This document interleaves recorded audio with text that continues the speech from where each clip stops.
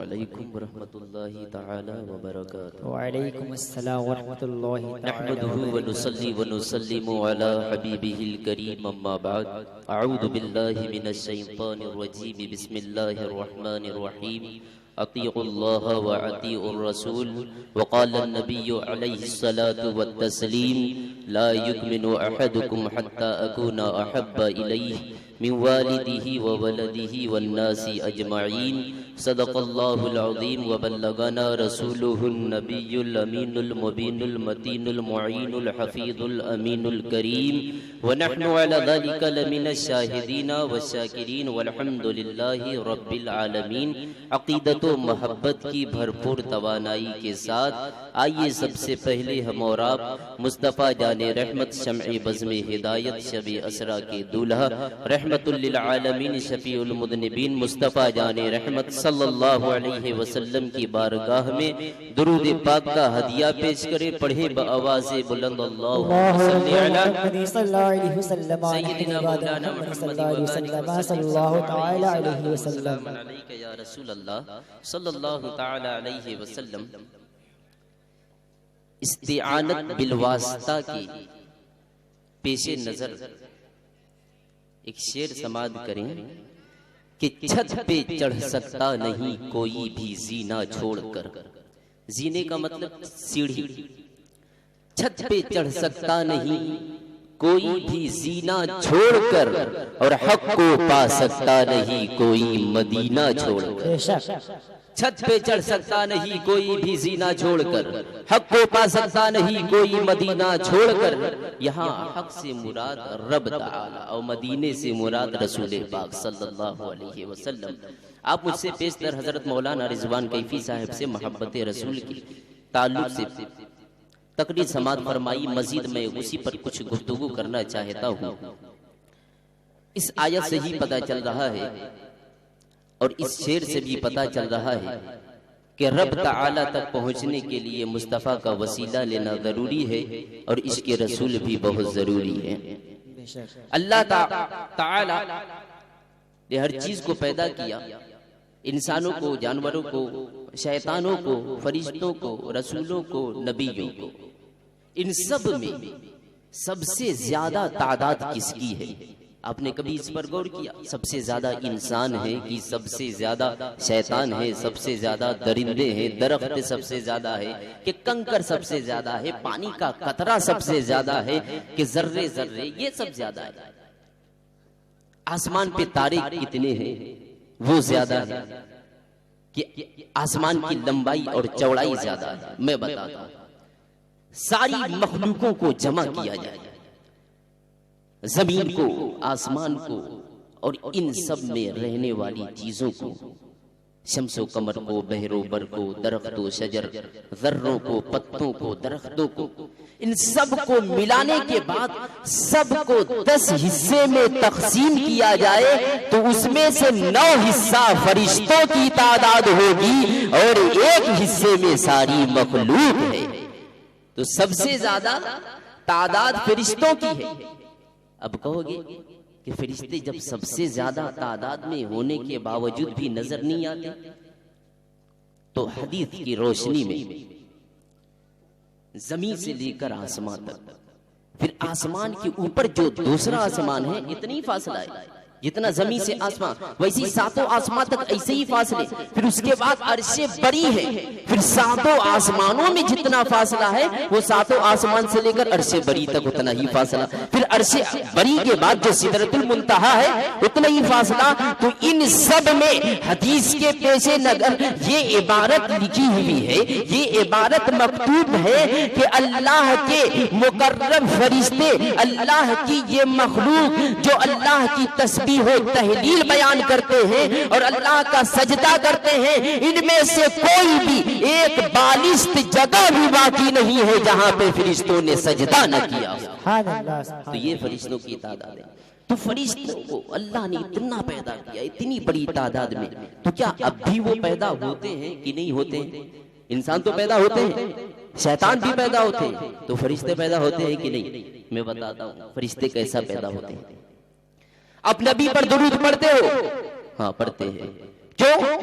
اس لیے کہ درود کی وجہ سے انسان بھی افضل بن جاتا ہے، اور جب انسان درود پڑھتا ہے تو رب تعالیٰ بھی اس پر سلامتی بھیجتا ہے، کیونکہ حدیث پاک ہے نا، من صلی علیہ دفعۃ واحدہ فصلی اللہ علیہ وسلم فصلی اللہ تعالی علیہ عشرہ، نبی فرماتے جو مجھ پر ایک مرتبہ درود پڑھتا ہے تو اللہ رب العزت اس پر 100 مرتبہ درود بھیجتا ہے۔ سبحان اللہ سبحان اللہ۔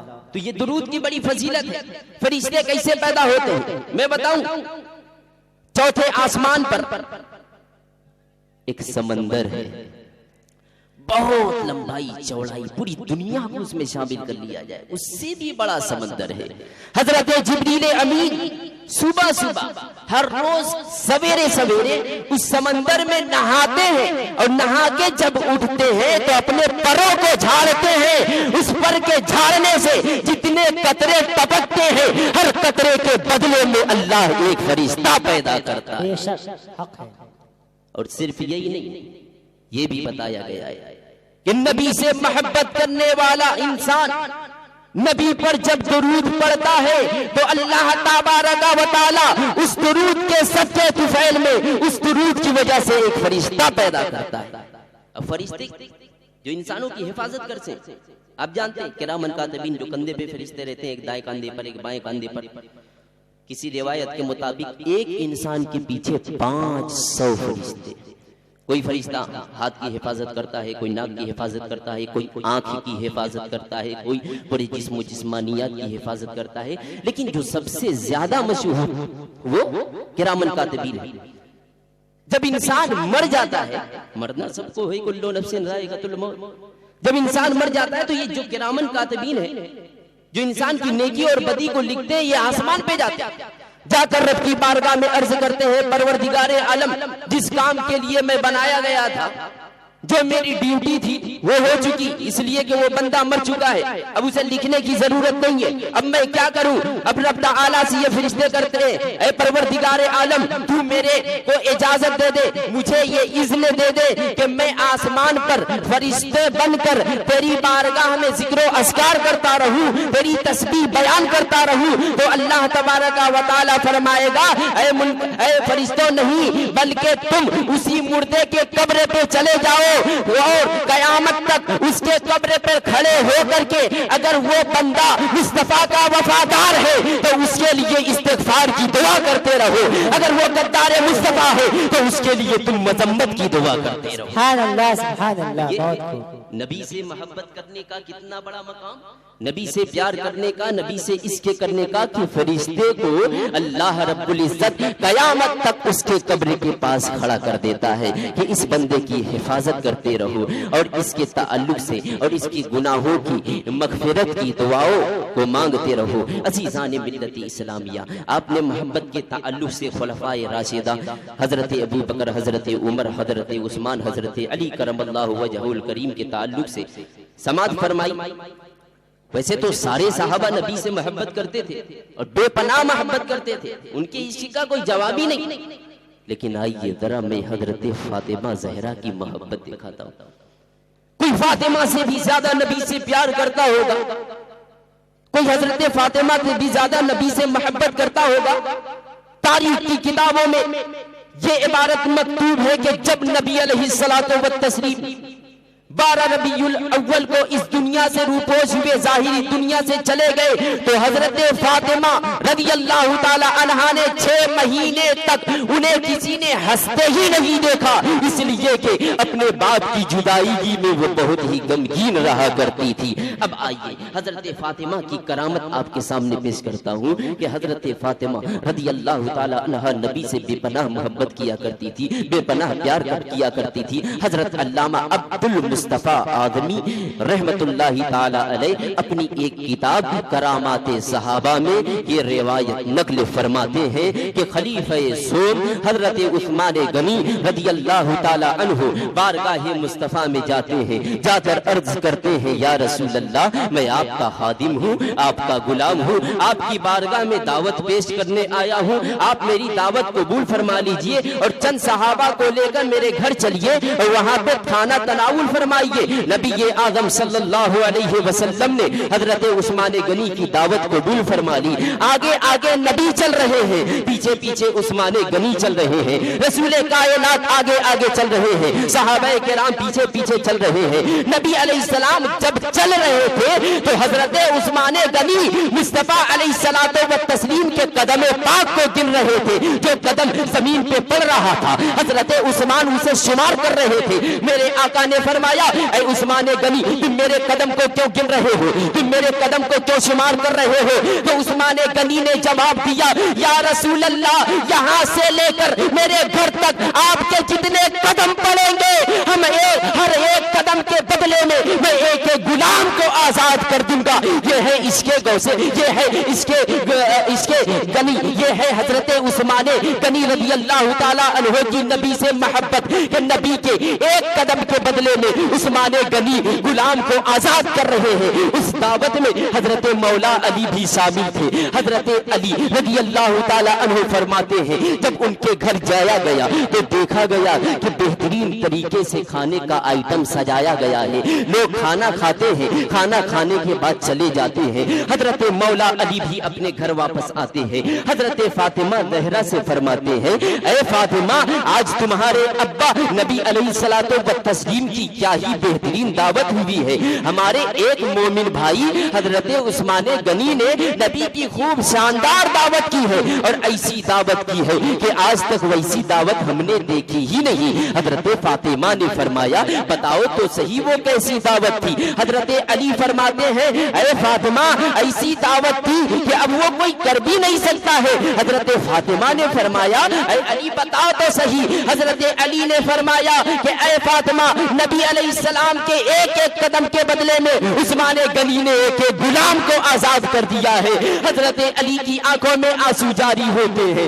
حضرت علی کہنے لگتے ہیں اے فاطمہ زہرا میری بھی چاہت یہ ہے کہ ہم نبی کو دعوت دیں, میری بھی آرزو یہ ہے کہ ہم نبی کو دعوت دیں, میری بھی تمنا یہ ہے کہ ہم نبی کو ایسی ہی دعوت دیں. حضرت فاطمہ نے فرمایا اگر آپ یہی چاہتے ہو تو جاؤ نبی کو دعوت دے دو, جاؤ میرے ابو کو دعوت دے دو. گھر میں کھانا نہیں ہے دعوت دینے کی اجازت دے دی, گھر میں سامان نہیں ہے دعوت دینے کی اجازت دے دی, مال و متاع نہیں ہے دعوت دینے کی اجازت دے دی. اب حضرت علی چلتے ہیں نبی کی بارگاہ میں آتے ہیں, عرض کرتے ہیں یا رسول اللہ علیہ السلام آپ کی بیٹی فاطمہ طیبہ طاہرہ نے آپ کو اور چند صحابہ کرام کو دعوت پیش کی ہے, چلیے گھر پہ کھانا تناول فرما لیجئے. اب نبی علیہ الصلوۃ والتسلیم حضرت فاطمہ کے گھر کی طرف چل دیے, اپنے روح انور کو فاطمہ زہرا کی گھر کی طرف موڑ دیا ہے. جب یہ خبر حضرت فاطمہ کو پڑتی ہے کہ ہمارے آقا نبیوں کے سردار ہمارے والد گرامی تشریف لا رہے ہیں, چند صحابہ کرام بھی تشریف لا رہے ہیں, تو حضرت فاطمہ رضی اللہ تعالی عنہا ایک گوشے میں چلی جاتی ہے, تنہائی میں چلی جاتی ہے, خلوت میں چلی جاتی ہے, جا کر رب کی بارگاہ میں سر کو سجدے میں رکھ دیتی ہے, عرضیں کرنے لگتی ہے اے مولا کائنات میں تیرے محبوب کی بیٹی فاطمہ ہوں, تیرے محبوب کی بیٹی طیبہ طاہرہ ہوں, تیری بارگاہ میں ایک عریضہ پیش کرنا چاہتا ہوں. اے پروردگار عالم ہم نے تو تیرے محبوب کو دعوت دے دی ہے, ہم نے تو تیرے محبوب کے صحابہ کو دعوت دے دی ہے, لیکن اے پروردگار عالم ہمارے گھر میں کھانے کا سامان بھی موجود نہیں ہے, ہمارے گھر میں روٹیاں بھی نہیں ہے, ہمارے گھر میں سالن بھی نہیں ہے, ہم دعوت کس چیز کا کھلائیں گے؟ اے رب العالمین اے پروردگار عالم تو رزاق مطلق ہے, تو غیب سے رزق دینے والا ہے. اے پروردگار عالم فاطمہ کی ایک تمنا پوری کر دے, فاطمہ کی ایک التجا پوری کر دے, فاطمہ کی ایک آرزو پوری کر دے کہ تو غیب سے کھانے کا انتظام کر دے. حضرت فاطمہ نے جب یہ دعا کی ہے, دعا کرنے کے بعد فاطمہ زہرا اٹھتی ہے, ہانڈی کو اٹھاتی ہے, جا کے چولہے پہ چڑھا دیتی ہے. چولہے پہ چڑھانے کے بعد اس ہانڈی کو کھولتی ہے تو کیا دیکھتی ہے کہ وہ ہانڈی شوربے سے پر ہو گیا ہے. اللہ اکبر, یہ ہے حضرت فاطمہ زہرا رضی اللہ تعالی عنہا کی کرامت. نبی کریم صلی اللہ علیہ وسلم تشریف لے آتے ہیں, دسترخوان بچھا دیا جاتا ہے, صحابہ صحابہ بھی بیٹھ جاتے ہیں. جب کھانے کے لیے صحابہ کرام پہلا لقمہ منہ میں ڈالتے ہیں سب کے سب حیران ہو جاتے ہیں, ایک دوسرے کو دیکھنے لگتے ہیں, متحیر ہو کر دوسرے صحابہ کو دیکھنے لگتے ہیں. جب نبی اعظم صلی اللہ علیہ وسلم نے دیکھا کہ صحابہ حیران ہے, صحابہ پریشان ہے, تو آقا نے پوچھا اے مقدس صحابیوں بتاؤ کہ تم لوگ حیران کیوں ہو؟ تو صحابہ نے فرمایا یا رسول اللہ حیرانی اس بات کی ہے کہ آج جو ہم کھانا کھا رہے ہیں اس سے پہلے ایسا لذت والا کھانا نہیں کھائے, ایسے لذیذ کھانے کو نہیں ملا ہے. آپ کی بیٹی فاطمہ زہرا نے کتنے عمدہ کھانا بنایا ہے. تو اب اپنے نبی علیہ الصلوۃ والتسلیم کے غیب سنو, نبی علیہ الصلوۃ والتسلیم کے علم کو مشاہدہ فرماؤ.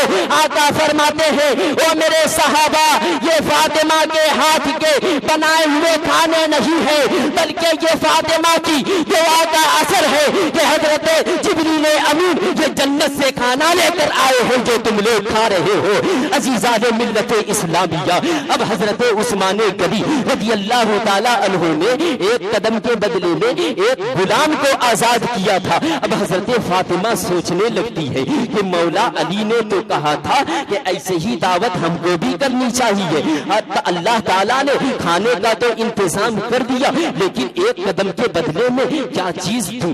نبی علیہ الصلوۃ والتسلیم کے مبارک قدم کے بدلے میں کیا چیز مانگوں؟ اب وہ سجدے ریز ہو جاتی ہیں, بارگاہ رب العالمین میں اپنے سجدے اپنے سر کو خم کرتی ہیں. اب رب کی بارگاہ میں دوبارہ دعا کرنے لگتی ہیں اے پروردگار عالم میں تیرے محبوب کی بیٹی فاطمہ تیرے محبوب کی بیٹی طیبہ طاہرہ ہوں. اے پروردگار عالم میری ایک التجا اور پوری کر دے, تو نے تو کھانا کھلا دیا عزت بچ گئی. اے پروردگار عالم ایک چاہت اور ہے کہ عثمان غنی نے تو ایک قدم کے بدلے میں ایک غلام کو آزاد کیا تھا. اب فاطمہ کی دعا یہ ہے, فاطمہ کی چاہت یہ ہے, فاطمہ کی آرزو یہ ہے کہ مولا تو ایک قدم کے بدلے میں میرے مصطفیٰ کے ایک گنہگار امتی کو بخش دے. اللہ اکبر. حضرت فاطمہ کی دعا دیکھو, حضرت فاطمہ نے اپنے لیے کچھ نہیں مانگا, حضرت فاطمہ نے اپنے باپ کے لیے کچھ نہیں مانگا, حضرت فاطمہ نے اپنے بیٹے کے لیے کچھ نہیں مانگا, حضرت فاطمہ نے اپنے گھر کے لیے کچھ نہیں مانگا. مانگا تو کس کے لیے؟ نبی کی امتی کے لیے, نبی کے چاہنے والوں کے لیے, نبی کے گنہگار امتی کے لیے کہ اے پروردگار عالم میرے ابا کے گنہگار امتیوں کو بخش دے. جب فاطمہ نے یہ دعا کی ہے تو حضرت جبریل امین حاضر بارگاہ ہوتے ہیں. رب تعالی کی طرف سے حضرت جبریل آتے ہیں, نبی کی بارگاہ میں آ کر عرض کرتے ہیں یا رسول اللہ علیہ السلام حضرت فاطمہ کی دعا کو اللہ نے قبول فرما لیا ہے.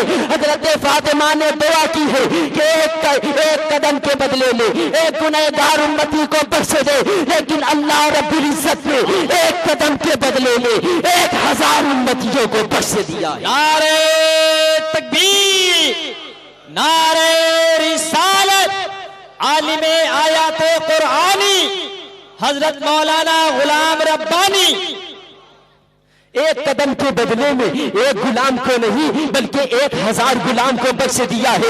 تو بتاؤ مسلمانوں کہ جس فاطمہ زہرا نے ہم گنہگار امتیوں کو اپنی دعاؤں میں یاد کیا ہے تو ہمیں بھی چاہیے کہ فاطمہ کے طریقے کو اپنائے, فاطمہ زہرا کی باتوں کو اپنائے, فاطمہ کی اعمال کو اپنے ماں اور بہنوں کو بتائے, طیبہ طاہرہ کی پردگی کو اپنے ماں اور بہنوں کو بتائے. اب یہ حضرت علی رضی اللہ تعالی عنہ اتنے خوش ہو جاتے ہیں جس کی انتہا نہیں. یہ حضرت علی کون ہے؟ یہ بھی اس کے رسول کی ایک بہت بڑی مثال ہے جس کے تعلق سے آقا علیہ السلام کی حدیث انا مدینۃ العلم وعلی بابھا کہ میں علم کا شہر ہوں, علی اس کے دروازے ہیں. حضرت علی کو یہ علم ملا کیسے؟ اس کے نبی سے, محبت رسول سے, اس لیے کہ حضرت علی کے سینے میں, حضرت علی کے دل میں مصطفیٰ کی محبت پیوست ہو گئی تھی. اور یہ محبت آئی کہاں سے؟ دیکھو اس لیے کہ ہر بچہ اس دنیا میں پیدا ہوتا ہے, کوئی گھر میں پیدا ہوتا ہے,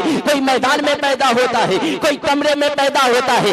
آج کل تو زیادہ ہاسپٹل ہاسپٹل میں پیدا ہو رہے ہیں, کوئی چھتوں پہ پیدا ہو جاتا ہے, لیکن حضرت علی کی پیدائش جانتے ہو, حضرت علی خانہ کعبہ میں پیدا ہوئے ہیں اور صحیح مسجد میں ہوئے ہیں. الحمدللہ حضرت علی جب خانہ کعبہ میں پیدا ہوئے تو پیدا ہوتے ہی انہوں نے آنکھ نہیں کھولی. لوگ چاہ رہے تھے علی آنکھ کھول دے, آنکھ نہیں کھولی. ان کے والد چاہ رہے تھے علی آنکھ کھول دے, لیکن آنکھ نہیں کھولی. ان کی ماں فاطمہ چاہ رہی تھی کہ آنکھ کھول دے, لیکن آنکھ نہیں کھولی. لوگ کوشش کر رہے ہیں آنکھ کھولنے کے لیے, لیکن آنکھ نہیں کھل رہی ہے. جب ہمارے آقا کو یہ خبر ملتی ہے کہ ابی طالب کو بیٹا ہوا ہے, میرا بھتیجا ہوا ہے, تو نبی خانہ کعبہ میں جاتے ہیں, حضرت علی کو اپنے گود میں لے لیتے ہیں.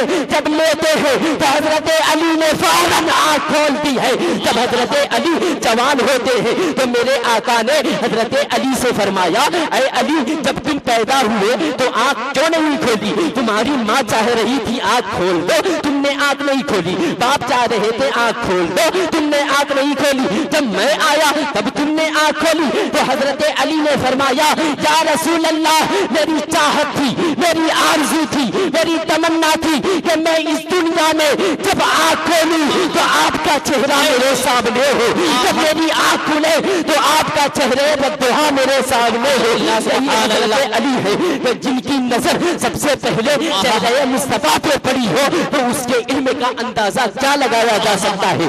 آئیے ان کے علم کی ایک مثال دیتا ہوں کہ مدینہ منورہ میں ایک گھر میں دو عورت نے بچہ دیا, ان میں سے ایک نے لڑکی دوسرے نے لڑکا دیا. جب صبح پتا چلا, اس لیے کہ اب لائٹ کا زمانہ ہے, اس وقت اندھیرے تھے, فوراً پتا نہیں چل سکا کہ لڑکی کس کا ہے لڑکا کس کا ہے. اب جب صبح ہوتی ہے تو عورت لڑنے لگتی ہیں, جھگڑنے لگتی ہیں. پہلی عورت کہہ رہی لڑکا میرا, دوسری کہہ رہی لڑکا میرا. اب لوگ حضرت علی کے پاس گئے, باب العلم کے پاس گئے اور کہا, اے حضرت علی آپ ہی حل کیجئے کہ یہ لڑکا کس عورت کا ہے. یہ کہہ رہی میرا ہے, یہ کہہ رہی میرا ہے, آپ ہی بتائیے یہ لڑکا کس کا ہے. اب حضرت علی کا علم دیکھو, حضرت علی نے فرمایا, جاؤ دونوں عورت کے دودھ کو لے کے آؤ, برابر برابر دودھ کو لے کے آنا. برابر برابر دودھ یعنی ایک ڈھکن ان کا تو ایک ڈھکن ان کا.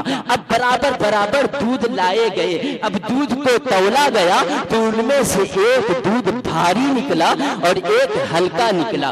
وزنی اعتبار سے ایک بھاری تھا, ایک ہلکا تھا. اب حضرت علی نے فرمایا, حضرت علی رضی اللہ تعالی عنہ نے فرمایا کہ جو دودھ بھاری ہے لڑکا اسی عورت کا ہے. اب لوگ تعجب میں پڑ جاتے ہیں, اے مولا علی آپ نے یہ فیصلہ کہاں سے کیا, آپ نے یہ استخراج کہاں سے کیا, آپ نے یہ مسئلہ کہاں سے بتایا؟ تو حضرت علی نے فرمایا, یہ مسئلہ ہم نے قرآن پاک میں پڑھا ہے. اب لوگ اور بھی تعجب ہو جاتے ہیں, اے مولا علی آپ بتائیے وہ کون سی آیت ہے جس سے آپ نے اس مسئلے کا استخراج فرمایا ہے. تو وراثت کے مسئلے کو, وراثت کے مسئلے کے تعلق سے جو آیت کریمہ ہے للذکر مثل حظ الانثیین, یہ آپ بھی جانتے ہیں کہ لڑکے کو لڑکی کے مقابل ڈبل حصہ ملتا ہے نا. تو جب ماں کے تھن میں جو دودھ اللہ رب العزت پیدا کرتا ہے وہ تھن میں جو دودھ ہوتا ہے لڑکے کے حساب سے اللہ زیادہ دیتا ہے.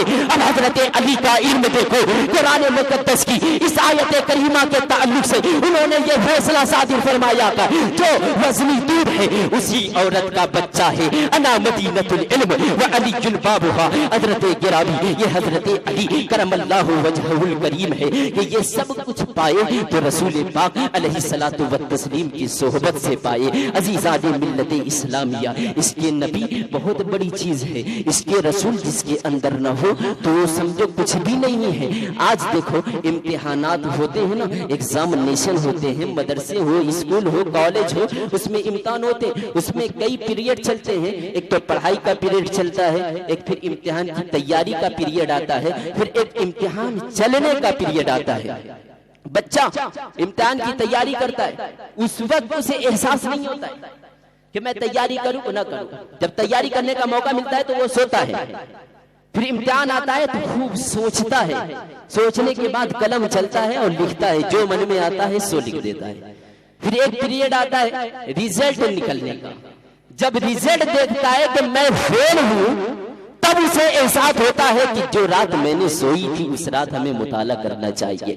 اب یہ وہابی اور دیوبندی آج جس زمانے میں ہے، طالب علمی کے زمانے میں ہے، جب بڈھے ہوں گے تو تیاری کا زمانہ آئے گا، یہ اعمال کا زمانہ ہے، اور جب مر جائیں گے حشر و نشر ہوگا، سب کے اعمال تولے جائیں گے، تب انہیں احساس ہوگا کہ ہم نبی کی محبت کو ہم نے چھوڑ دی ہے، نبی کے پیار کو ہم نے چھوڑ دیا ہے۔ تو حضرات گرامی، نبی سے محبت ہم کرتے ہیں، ہم نبی علیہ الصلوۃ والتسلیم سے پیار کرنے والے ہیں، ہمیں اس دن پچھتانا نہیں پڑے گا، لیکن ہاں نبی کی محبت میں اپنے اعمال کو ضرور درست کرنا ہے، اپنے عملوں کو ضرور درست کرنا ہے، کیونکہ کوئی عمل کے بدولت جنت میں نہیں جا سکتا ہے۔